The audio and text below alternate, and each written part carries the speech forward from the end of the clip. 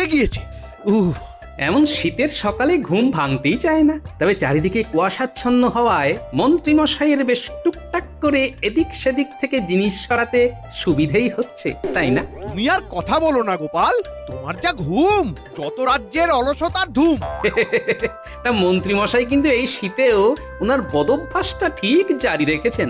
আচ্ছা মন্ত্রীমশাই, ওই সময়ে রাস্তায় বোধহয় আপনি আর ফুলচোরেরাই থাকেন না? দেখুন মহারাজ, দেখুন গোপাল কিন্তু আমায় অপমান করছে। আমার একটা মান সম্মান আছে। আহা, তোমরা আবার খামোখা বাঘ বিতণ্ডায় জড়াচ্ছ কেন?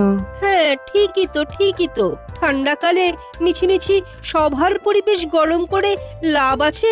আসলে মন্ত্রীর মান সম্মানটা ঠিক চোখে পড়ে না, কারণ যা যা সব কাণ্ড ঘটিয়েও রাজসভায় ফিরে আসেন। ভালো হচ্ছে না কিন্তু গোপাল, নিজেকে বেশি চালাক ভেবো না। মহারাজ, একটা জরুরি কথা মনে পড়ল। রাজ্যের দক্ষিণ দিকে